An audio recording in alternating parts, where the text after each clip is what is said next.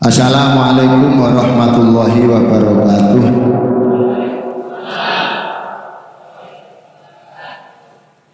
Bismillah, alhamdulillah, salatu wassalamu ala rasulillah, la haula wa la quwata illa billah, ma ba'du. Kepada seluruh jamaah tarawih, alhamdulillah malam ini istimewa sekali karena Pondok Nurul Huda bisa bersua tarawih bareng dengan Satuan Yonsyipur 10 Kostrad Pasuruan Kota. Alhamdulillah, kemudian menjadi saudara dunia akhirat. Kajian kita malam ini adalah seputar tentang puasa. Puasa itu ada 3. Pertama, shaumul am, puasanya orang biasa, orang umum. Ya, yang penting menahan lapar, menahan haus, terus tidak bersetubuh dengan istri. Itu hanya tingkatan puasa orang biasa. Mohon maaf, kalau hanya tidak makan minum, kucing itu, ya benda, kucing itu, sampean cari kucing, masukkan ke lemari, terus dilubangi sedikit, dikunci, mulai subuh sampai maghrib. Paling kuatan kucing ya. Ini puasanya orang biasa. Anak saya kecil-kecil sudah puasa. Tapi apakah itu yang dinilai oleh agama? Apakah itu yang dituntut? Ternyata ada tingkatan yang lebih mulia, namanya shaumul qas, puasanya orang qas, orang-orang yang istimewa. Apa itu? Yakni menahan anggota badan, khususnya anggota-anggota tempatnya dosa dari segala bentuk maksiat. Puasa ada puasa mata, berarti harus kempet menahan mata dari dosa mata. Kalau kita walaupun lapar, walaupun tidak minum, lek motone sing ngelirian, gak peduli ustad, masih pada kategori puasa orang biasa. Apalagi tentara-tentara ini kan masih banyak yang jomblo ya. Nah, dijaga. Kalau mau naik pada tingkatan puasa istimewa, harus menjaga anggota badan dari bentuk-bentuk maksiat. Loh, gimana kalau kita bertemu cewek? Ya kita sadar, yang penting kita tidak sengaja, kita lihat, tidak ada mailul qalbi, tidak ada kecondongan hati, tidak ada taladud, jangan dinikmati.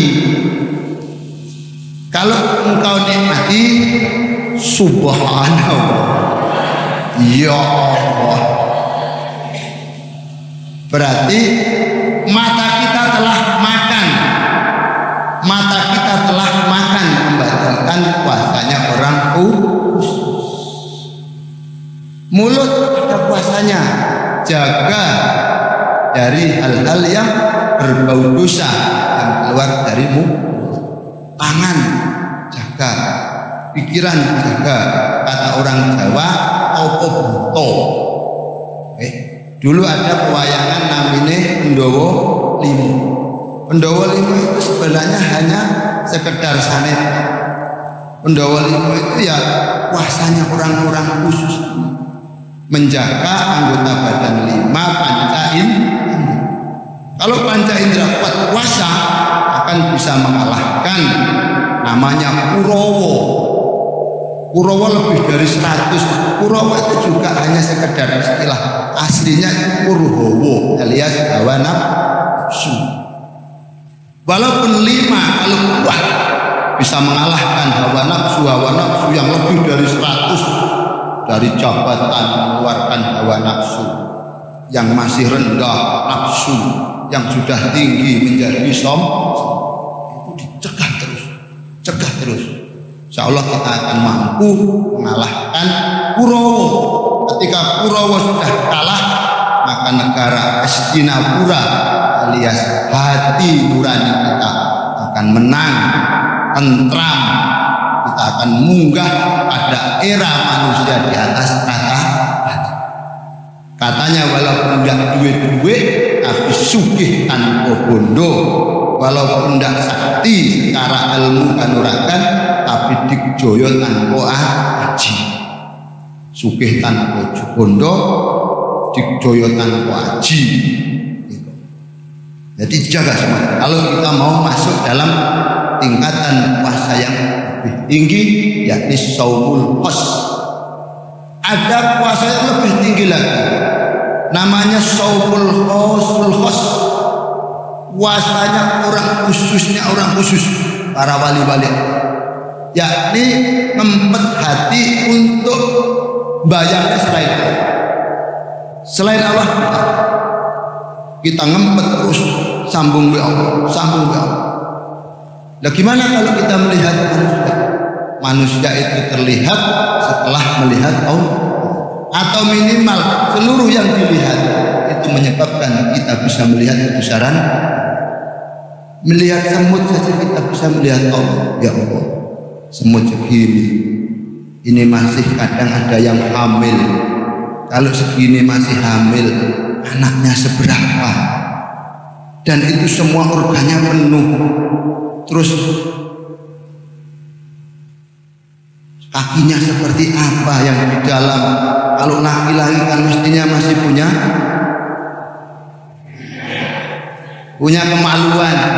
kemaluannya seberapa? Wong semutnya saja dengan kemaluan kita masih besar. Kita melihat Allah Subhanahu, Allahu Akbar, baru kita masuk pada ranah Allahu Akbar. Allah Maha Besar. Melihat nyamuk, subhanallah, Allahu Akbar. Nyamuk yang kayak gini kecilnya, organ tubuhnya lebih banyak dari gajah. Gajah tidak punya sayap, nyamuk punya sayap. Allahu Akbar. Kalau sampai gajah ini perempuan, oh nyamuk ini perempuan, mestinya kan juga punya susunya sapiro. Bukan masalah itunya, tapi kita naik membayangkan kebesaran Allah. Terus semua yang dilihat tidak malah memalingkan dari Allah, malah mengingatkan kepada dapat nikmat, ingat Allah Akbar, dapat musibah, Allah Akbar. Hanya gempa kayak ini saja sudah pakitnya, banyak orang stres. Apalagi kalau sampai dia Allah Akbar, Allah Akbar. Sudah mulai masuk pada ranah puasa orang khusus menjaga hati untuk lupa dari Allah. Pertanyaannya, puasa kita ini ternyata masuk pada urutan yang si puasa kucing. Ini bukan menghina apa, kita untuk introspeksi kita masih jauh.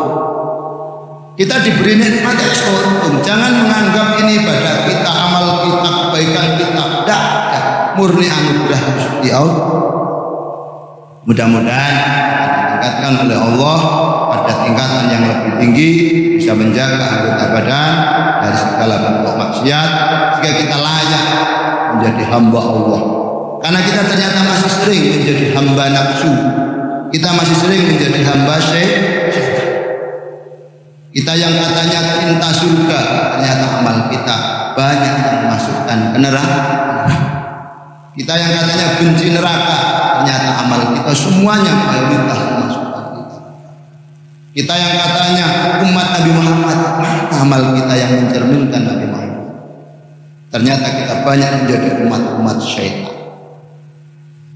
Alhamdulillah, kita masuk pada malam yang ke-11 ya. Terawihnya mudah-mudahan diterima. Walaupun ada terawih yang macam-macam, nanti kalau mau ada yang tanya monggo. Witirnya juga mungkin macam-macam, ada yang tanya monggo. Itu namanya khilaful ummah rahmat. Perbedaan pendapat para ulama adalah rahmat bagi kita orang awam. Gerbongnya bermacam-macam, tujuannya sama. Yang penting kita mau ikut gerbong yang mana. Mudah-mudahan tarawih kita diterima, lulus sampai malam terakhir. Karena apa? Karena kalau tarawih kita lulus sampai malam terakhir, berarti pasti tarawih kita ada yang bersamaan dengan malam Lailatul pasti.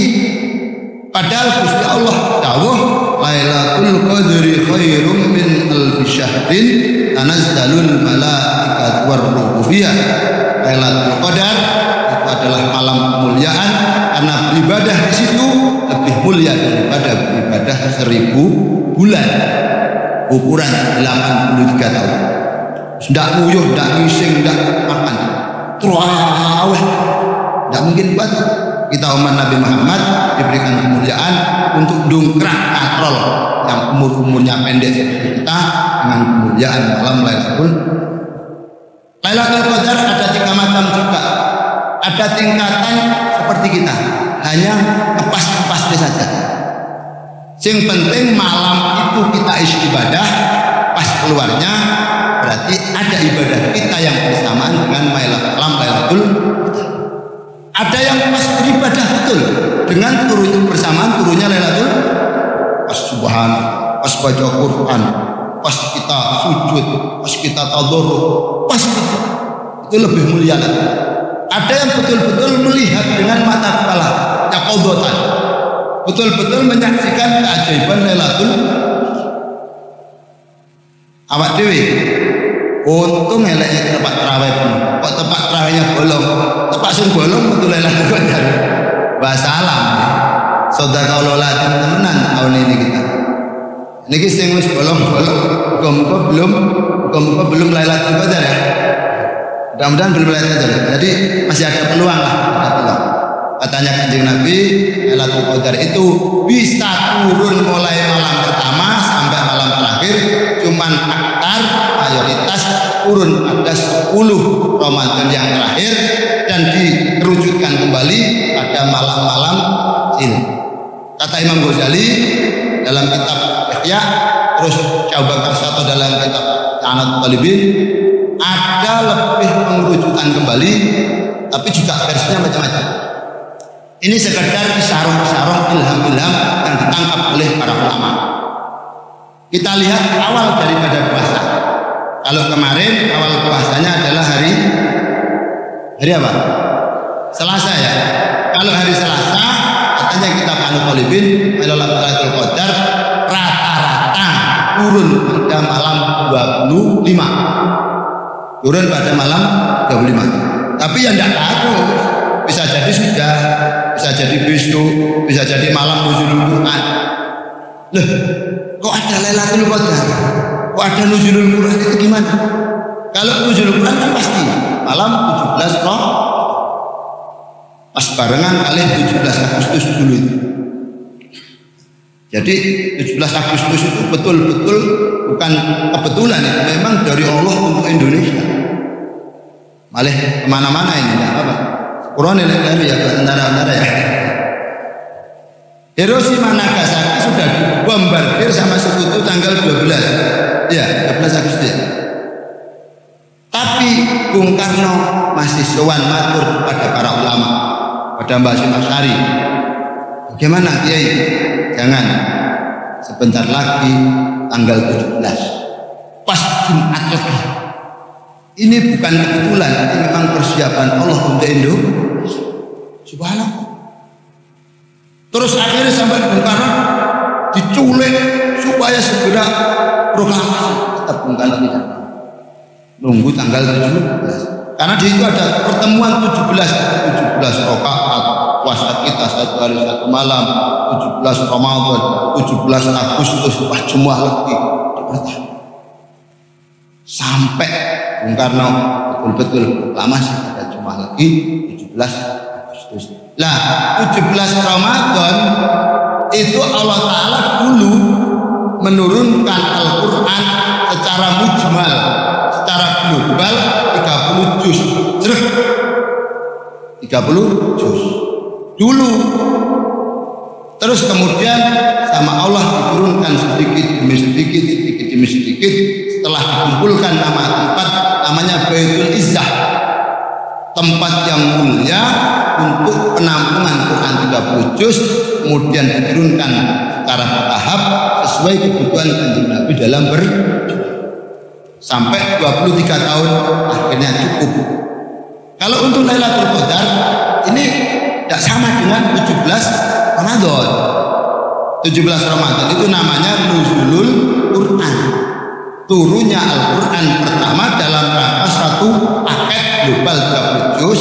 Kalau Lailatul Qadar itu yang malam turunnya kepastian Allah.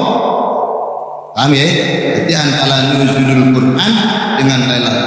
Lah pas waktu itu 17 Ramadan ketika menurunkan 30 juz juga berbarengan dengan Lailatul Qadar. Tapi untuk setelahnya Lailatul Qadar itu berbeda-beda.